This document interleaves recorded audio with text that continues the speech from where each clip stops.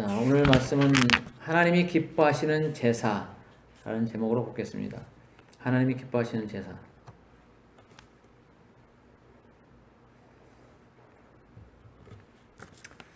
오늘 말씀을 쭉 말씀을 읽어가면서 당부하는 그런 말들에 대해서 이제 설명을 좀 하겠습니다. 13장은 이제 히브리서를 마무리하면서 여러 가지 당부하는 그런 말들을 하고 있습니다. 1절에 보면 형제 사랑하기를 계속하고 손님 대접하기를 잊지 말라. 이로써 부지 중에 천사들을 대접한 이들이 있었느니라 이렇게 말하고 있어요. 이 형제 사랑하기를 예수님 말씀 듣고 이제 또 율법에도 그렇게 돼 있기 때문에 계속적으로 이렇게 사랑하는 일들을 해 왔었죠. 실제 사도행전 2장에 보면은 그 사랑의 결실들이 나타나 있죠.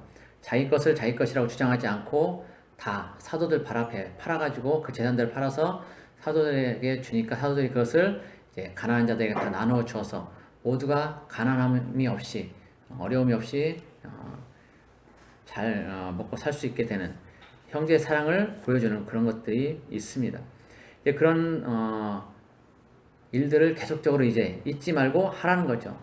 형제 사랑하기를 멈추지 말고 계속 하라는 겁니다. 지금까지 해왔던 것처럼.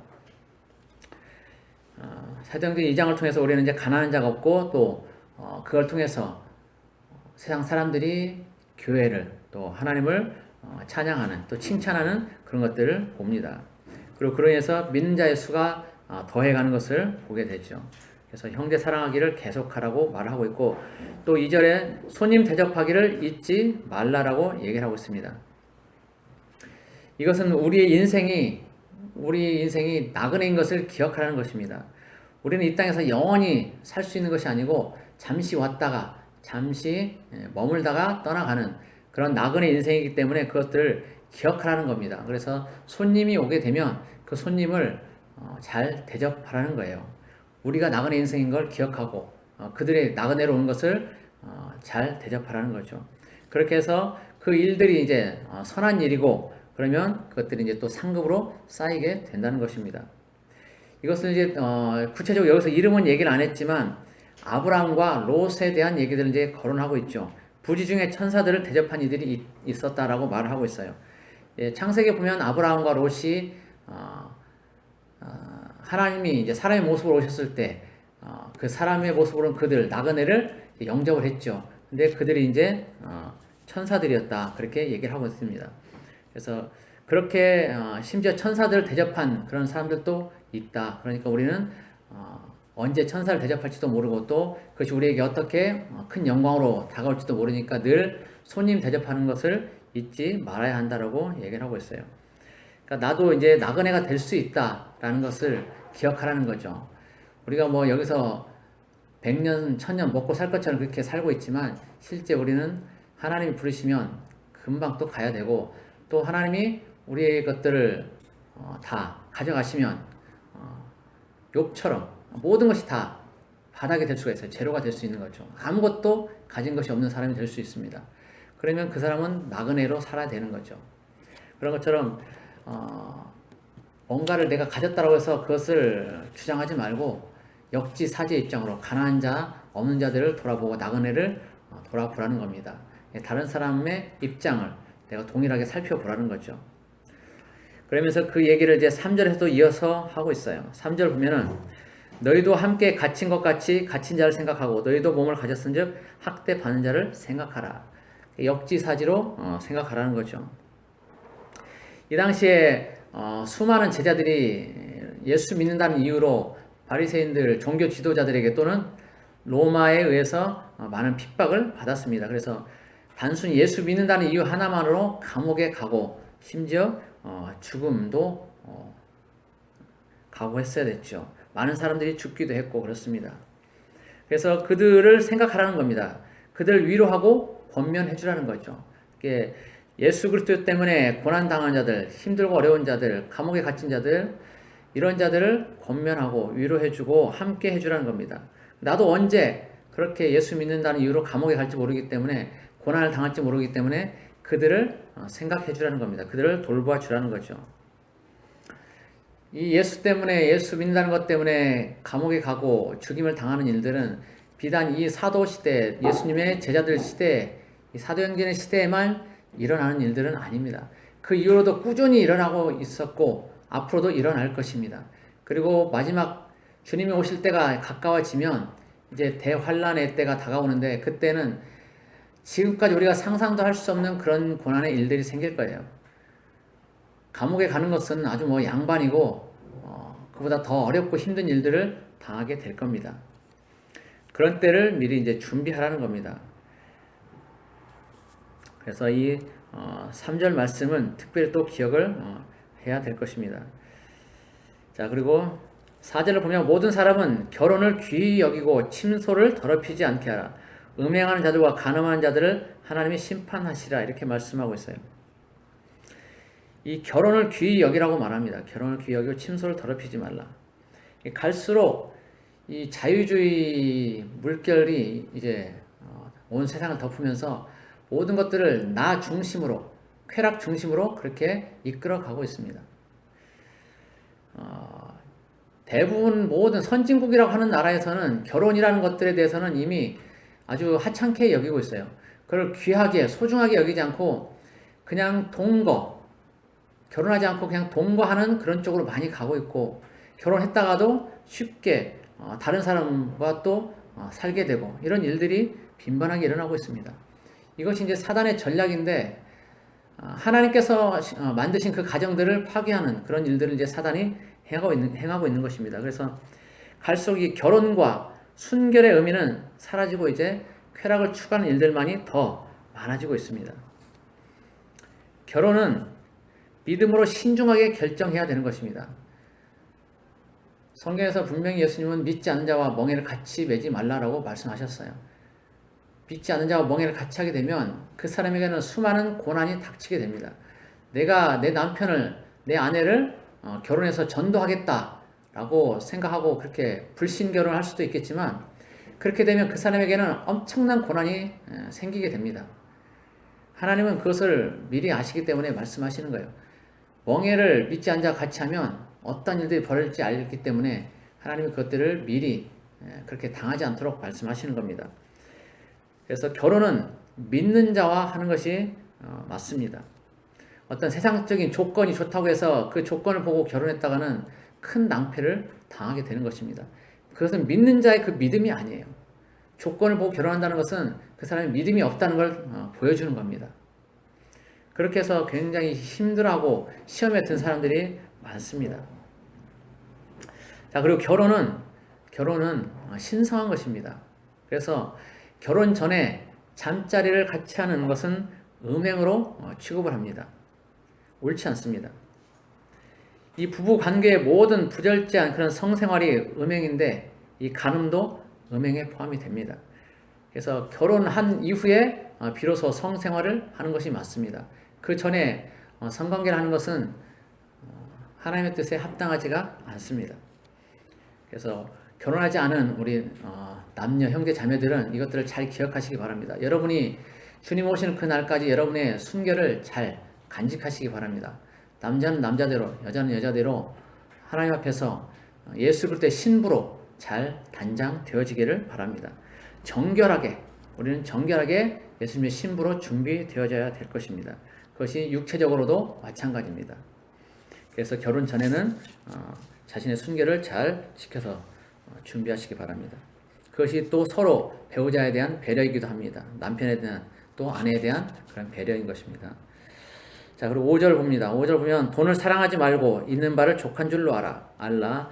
그가 친히 말씀하시기를 내가 결코 너희를 버리지 아니하고 너희를 떠나지 아니하리라 하셨느니라. 그러므로 우리가 담대히 말하되 주는 나를 돕는 이시니 내가 무서워하지 아니하겠노라. 사람이 내게 어찌하리요 하노라. 자, 여기 보면 돈을 사랑하지 말고 있는 바를 족한 줄로 알라라고 말씀하고 있어요.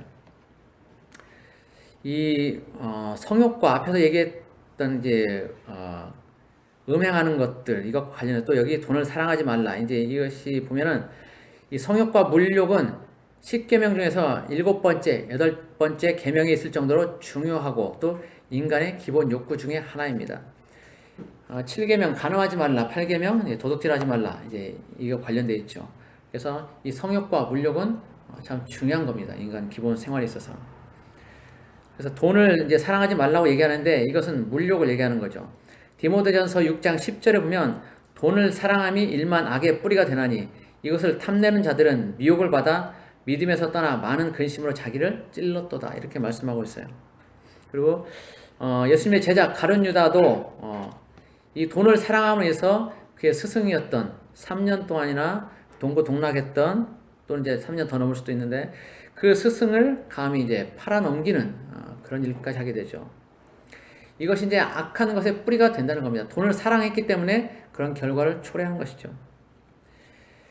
이 돈을 사랑하는 것이 얼마나 위험한 일인지를 마태복음 6장 24절에서는 이제 하나님과 재물을 겸하여 섬기지 못한다는 말로 이렇게 표현하고 있습니다. 그러니까 돈이 하나님의 자리에까지도 있을 수 있다는 거예요. 그래서 하나님을 떠날 수도 있고 또 그로 인해서 그 사람이 패망할 수도 있다는 것을 보여주는 겁니다. 돈을 사랑하는 것은 굉장히 위험한 거예요. 그렇다고 해서 돈 자체를 죄악시하는 것은 옳지 않습니다.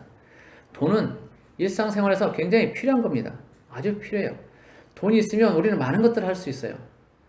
해외 나가서 선교사님들 교회 짓는데 우리가 얼마든지 돈으로 지원할 수 있고, 돈이 없으면 교회도 못 지어요. 돈이 없으면 우리가 지원해 줄 수도 없고, 돈이 없으면 가난한 사람들을 도와줄 수도 없어요. 물론 이제 뭐 몸으로 도와줄 수 있겠지만 돈이 있으면 더 많은 것들을, 하나님의 나라를 위해서 더 많은 것들을 할 수 있습니다. 그래서 돈 자체가 문제가 되는 것은 아닙니다. 단지 내가 내 유익을 위해서 나 혼자 잘 먹고 잘 살자고 떵떵거리며 살자고 돈을 악착같이 모을 때, 돈을 사랑할 때 그것이 문제가 되는 것입니다. 내가 돈을 벌어서 하나님의 나라를 위해서 쓰겠다라고 목표를 가지고 돈을 번다면 하나님은 얼마든지 그 사람에게 부어주실 것입니다. 그리고 그것은 돈을 사랑하는 것이 아니고 하나님의 나라를 위한 것이기 때문에 올바른 것입니다. 한마디로 돈을 사랑할 때 문제가 되는 것이지 돈 자체는 문제가 되지 않는다는 것이죠. 그리고 우리 주변에서 있는 것들에 감사하면서 만족하고 자족할 줄 알면 그것이 또한 굉장히 중요한 것입니다. 하나님은 우리에게 있어야 할 것들을 다 아시고 또 공급하십니다. 그래서 굳이 돈을 사랑하면서 욕심을 내지 않아도 되는 것입니다. 하나님은 우리를 버리지도 아니하시고 떠나지도 아니하시고 또 우리를 늘 돕는 그런 분이십니다. 그래서 욕심을 버리면 우리는 아무것도 거칠 것이 없고 하나님 앞에서 담대하게 되는 것입니다. 많은 사람들이 돈을 사랑해서 엉뚱한 길로, 패망의 길로 가지만 여기 계신 분들은 모두 하나님의 뜻대로 그 돈을 사용하고 또 벌어서 하나님께 온전히 칭찬받는 그런 분들이 다 되시기를 축복합니다. 자, 7절 보면 하나님의 말씀을 너에게 일러주고 너희를 인도하던 자들을 생각하며 그들의 행실의 결말을 주의하여 보고 그들의 믿음을 본받으라, 이렇게 말씀합니다. 이것은 17절과 연관이 되어 있어요. 17절과. 자, 17절 보면 너희를 인도하는 자들에게 순종하고 복종하라. 그들은 너희 영혼을 위하여 경성하기를 자신들이 청산할 자인 것 같이 하느니라.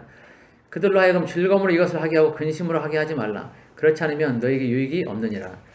예수 그리스도는 어제나 오늘이나 영원토록 동일하시니라, 이렇게 말씀합니다. 자, 7절에서 너희를 인도하던 자들 생각하라 라고 말하고 있어요. 너희를 인도하던 자들, 17절에도 마찬가지고 너희를 인도하는 자들, 이렇게 나오는데 이것은 이제 오늘날 목회자에게 해당되겠죠. 그 당시에는 뭐 사도나 아니면 장로나 기타 이제 여러 인도자들, 지도자들이 있었겠지만 지금은 이제 거의 이제 목회자에 해당된다고 보면 됩니다. 자, 그런데 목회자가 설교 시간에 말은 그렇게 그럴듯하게 하는데 삶에서 그 열매가 있는지를 확인하라는 겁니다. 그래서 그 목회자가 하나님의 뜻대로 잘 살고 있으면 그 믿음을 본받으라는 거죠. 목회자가 성경대로 잘 가르치고 있는지를 또 그렇지 않은지 이것들을 성도가 잘 분별해서 보라는 겁니다. 그리고 그것이 굉장히 중요하다라고 얘기를 하고 있어요. 만약 성도가 목회자가 가르치는데 그것이 올바른 것인지 아닌지를 잘 분별하지 못하면 그 성도는 멸망할 수 있습니다.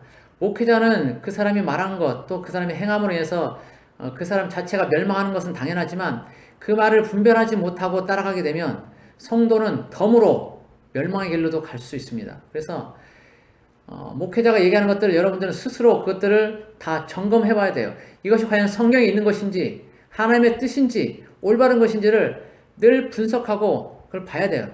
베레아 사람들처럼 그렇게 해야 됩니다. 그래야 여러분들이 멸망하지 않아요. 성도들이 멸망하지 않습니다. 나중에 이거에 대해서 나는 그 목사님이 얘기한 대로 그렇게 따라갔습니다라고 해봤자 하나님 앞에 그 변명이 되지 않아요. 목회자가 엉뚱한 길로, 지옥의 길로, 멸망의 길로 끌고 가는데 그걸 아무 생각 없이 따라간다. 그랬다가 멸망을 하고 지옥에 갔다. 거기에서 예수님께 하소연해도 소용이 없어요. 모든 것들은 본인 책임인 거예요. 본인 책임. 그래서 잘 분별하라는 거예요. 성도들도. 목회자가 얘기하는 것이 옳은지 그른지를 잘 분별하라는 거예요. 그들의 행실을 보면 그들의 결말도 그들이 말하는 것들도 다 나오니까 그것들을 잘 보라는 겁니다. 그 말과 그 행실이 일치하는지 올바른지 성경적인지를 잘 보고 판단하라는 거죠. 무작정 목사님이 얘기하니까 나는 그대로 할 거야 라고 따라가지 말고 성경에 있는 것인지 하나님의 뜻인지 그런 것들을 잘 분별해서 하라는 겁니다. 그리고 목회자가 올바른 길을 가고 있다라고 그렇게 판단이 되면 그 목회자에게 순종하고 복종하라고 말하고 있어요. 그리고 이것이 하나님의 뜻이다라고 말하고 있습니다. 이렇게 올바른 길을 하나님의 뜻대로 가고 있는 그런 목회자는 성도들의 영혼을 위해서 기도를 하는데 마치 자신의 일인 것처럼 그렇게 기도를 합니다. 어려움이 있으면 그 성도에게 고통이 있으면 그것이 자기의 것인 것처럼 늘 애통해하면서 마음 아파하면서 기도를 합니다. 그것이 이제 올바른 길을 가고 있는 목회자가 하는 일이죠. 그래서 그런 목회자들을 근심하게 하지 말라는 거예요. 결국은 그 목회자를 근심하게 한다면 결국은 자기 자신에게 손해가 온다는 거죠. 목회자가 성도의 영혼의 건강을 위해서 권면하는 것들을 적극적으로 따르고 순종하는 것이 좋습니다. 그렇지 않다면 그것은 이제 목회자에게 근심거리를 주게 되는 것이고 결국 성도들 본인에게 유익이 되지 않는 것이죠. 교회 내에서 심지어 어떤 성도들은 목회자를 대적해서 말을 하거나 파당을 지어서 교회를 혼란스럽게 하는 그런 일들이 있습니다. 지금 교회 내에 많이 그런 일들이 있어요. 제가 아는 어떤 교회들도 그렇고 예전에도 보면은 특히 이제 신천지들이 교회 내에 잠입해가지고 그런 일들을 많이 했었죠.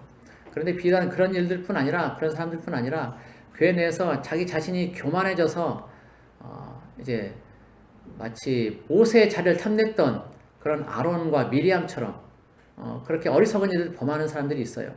하나님이 세우신 그런 사람들은 분명히 하나님의 그 뜻이 있어요. 그래서 그 하나님이 세우신 리더에게 복종하는 것이 맞습니다. 순종하고 따라가는 것이 맞아요. 그 목회자가 올바른 길을 가고 있다면, 물론 올바른 길을 가지 않고 있다면 거기에 대해서 권면하고 그렇게 하지 않도록 얘기를 해야 되겠죠. 그러나 하나님의 뜻대로 잘 가고 있다면 거기에 대해서 복종하고 순종하고 따라가는 것이 맞습니다. 그리고 거기에 대해서 대적하고 파당을 지어서 그 목회자를 힘들고 괴롭게 한다면 그 사람에게는 하나님의 그 징계가 분명히 있어요. 근데 그런 일들을 지금 많은 교회에서 하고 있다는 겁니다. 특히 이제 돈이 있는 사람들 그리고 교회 내에서 좀 힘께나 쓴다는 사람들, 흔히 이제 장로들이 많이 그래요.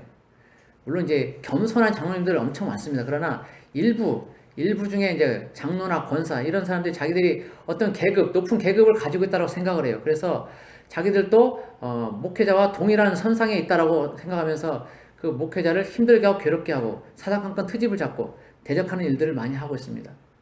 옳지 않죠. 하나님의 뜻이 아니에요.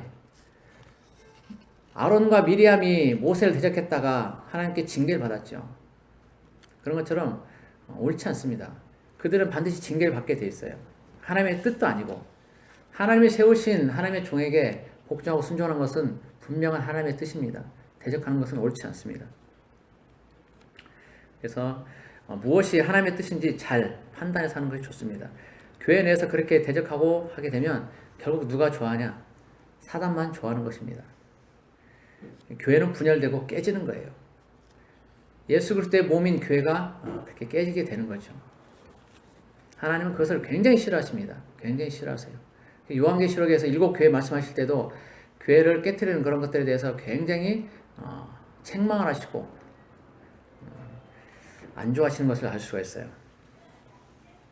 자, 그리고 이제 9절 보면은 여러 가지 다른 교훈에 끌리지 말라. 마음은 은혜로서 굳게 함이 아름답고 음식으로서 할 것이 아니니 음식으로 말미암아 행한 자는 유익을 얻지 못하였느니라. 이렇게 말씀합니다. 이것은 디모데전서 4장 1절에서 5절까지의 말씀과 비슷합니다. 이것은 이제 구약의 어떤 율법과 예수 그리스도의 은혜를 비교하는 그런 말씀입니다.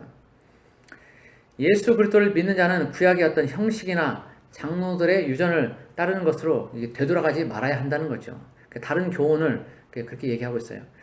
예수 그리스도께서 말씀하신 그 은혜 복음이 있는데 그거 말고 예전에 있던 장로들의 어떤 유전이나 전에 내려오는 풍속 같은 것들, 이런 것들 율법 이런 것들을 이제 지켜야 된다라고 이제 말하는 것들이 있는데 옳지 않다는 거죠. 다시 그 전으로 돌아가서는 안 된다라고 얘기하고 있어요. 당시에 이제 이상한 가르침들이 많이 유행을 했었어요. 그래서 예수님은 예수님이 십자가에 죽으시고 부활하심으로써 레위기의 어떤 짐승 제사의 율법을 이제 폐하셨습니다. 완성하셨어요. 완성하셨는데 그러면서 어떤 음식에 대한 그런 절차도 다 예수님이 완성하셨어요. 그래서 모든 것들을 자유롭게 이제 먹을 수 있고, 그런데 이 레위기에 나오는 그런 규정에 따라서 정결하지 못한 그런 짐승들, 음식들은 먹지 말라라고 계속 이렇게 말을 하는 그런 사람들이 있게 됩니다. 지금도 유대인들은 이제 그런 것들을 잘 지키고 있죠. 어떤 부정하다고 생각되는 것들은 안 먹으려고 하죠. 특히 이제 돼지고기에 대해서는 안 먹죠. 이제 그런 것처럼 어떤 음식에 대해서 자꾸만 얘기를 하고 어떤 것은 먹고 어떤 것은 먹지 말아야 된다 이렇게 얘기하는 사람들이 있는 거예요. 그리고 그와 관련돼서 어떤 금욕주의를 이제 자꾸 얘기를 하는 사람들이 있게 됩니다.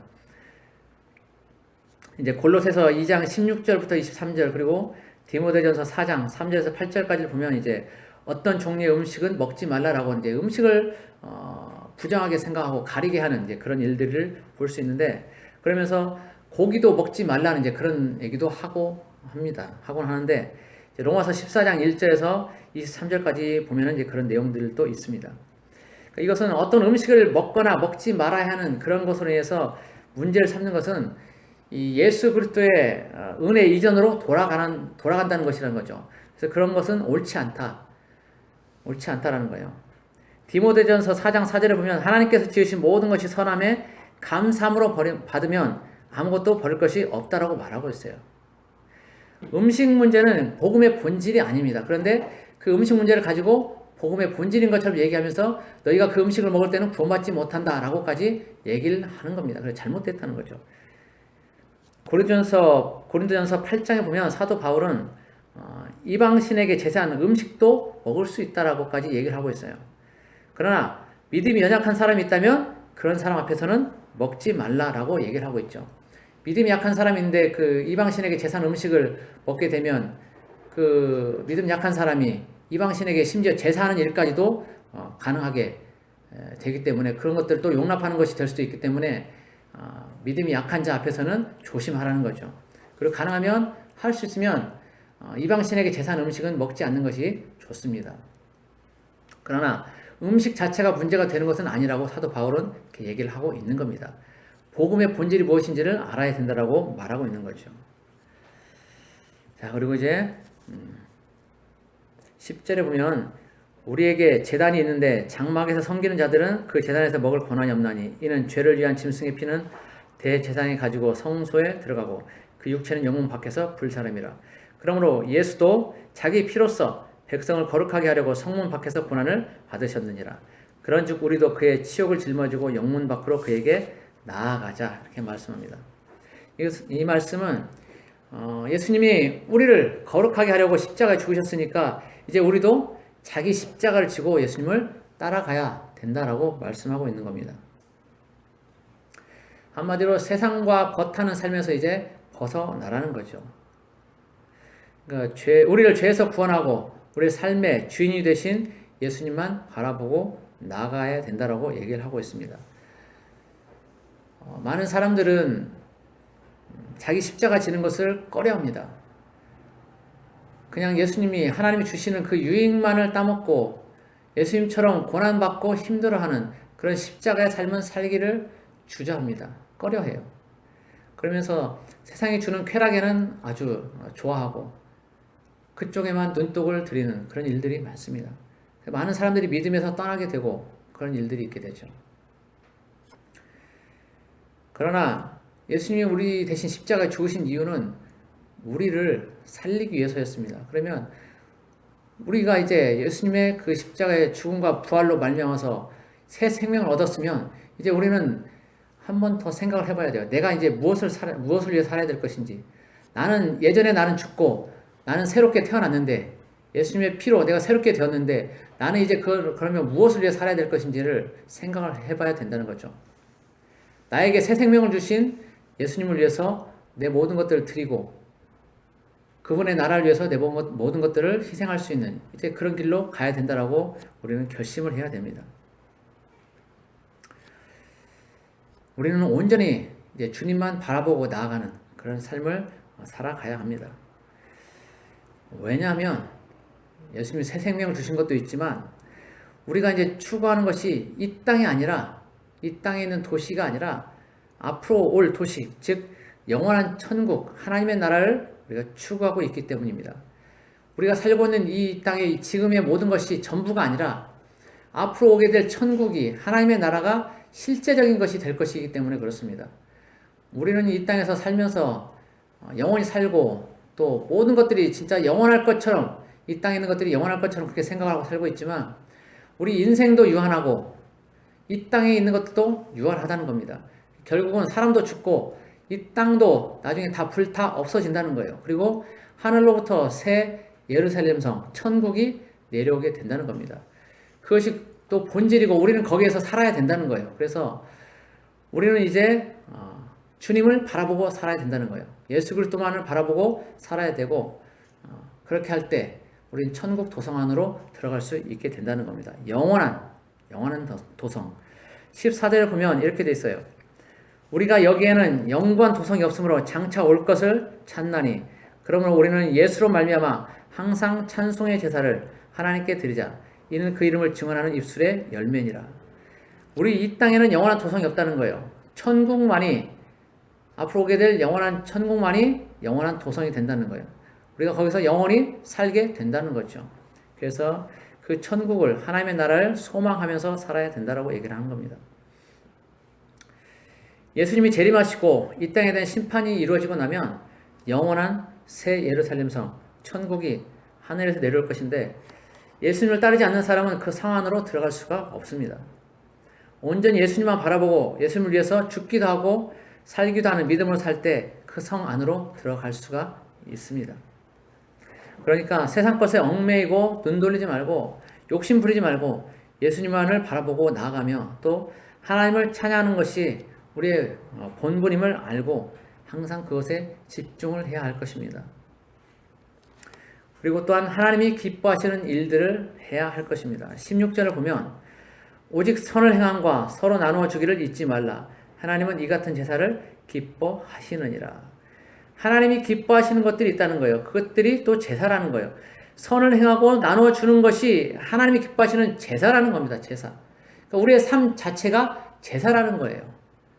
짐승 제사를 드리는 것이 제사가 아니라 우리의 삶이 제사라는 거예요. 삶에서. 내가 살면서 하나님을 찬양하고 하나님께 영광을 돌리고 선한 일을 하며 이웃을 돌아볼 때 그것이 하나님 앞에서 선하고 아름다운 제사가 된다는 겁니다. 그런 것들을 행하라는 거예요. 하나님이 그것을 기뻐하신다는 거죠. 사도행전에 나오는 초대교회 모습처럼 선을 행하고 나눠주는 삶을 살아야 된다는 겁니다. 이런 삶이 하나님이 기뻐하시는 삶이다. 하나님이 기뻐하시는 제사다라는 거죠. 여기에서 선은 고아나 과부 또는 나그네 같은 어려운 다른 사람들을 돕는 것을 말하는 거죠. 내 주변에 있는 이웃들을 돌아보는 것을 얘기하는 겁니다. 내 주변에 힘들고 어렵게 사는 형제 자매, 이웃이 있다면 그들을 예수 그리스도의 이름으로 도와야 됩니다. 그렇다면 하나님은 그것을 기쁘시게 받으실 것입니다. 이것이 하늘에 쌓이는 제사입니다. 우리가 쓰는 그 생활비 또는 용돈에서 매달 11조 또는 일정 금액 얼마를 떼어서 고정적으로 그것을 이웃을 위해서, 어려운 이웃을 위해서 쓴다면 하나님은 그것을 또 기뻐하실 것입니다. 하나님이 반드시 그 사람을 축복하실 것입니다. 그리고 천국에서 이 땅에서도 그 열매들을 보게 될 것입니다. 이런 권면들이 이제 쭉 있습니다. 이런 권면들을 지금 계속적으로 이제 봐왔는데, 이런 권면의 내용들은 모두 다 하나님이 기뻐하시는 일들을 행하며 예수님의 발자취를 따라가고 하나님을 또 찬양하는 그런 것들입니다. 본문에 나오는 권면들은 사실 모두가 하나님이 기뻐하시는 그런 제사들이죠. 주님이 기뻐하시는 것들이므로 어느 것 하나 소홀히 할 수 없는 것들입니다. 부디 우리에게 있는 대제사장이신 예수님을 의지해서 믿음으로 거룩하고 흠이 없는 삶, 하나님이 기뻐하시는 제자의 삶을 살아서 주님을 온전히 기쁘시게 하는 그런 우리 모두가 되기를 예수 그리스도 이름으로 축복합니다. 기도하겠습니다. 고마우신 하나님 아버지,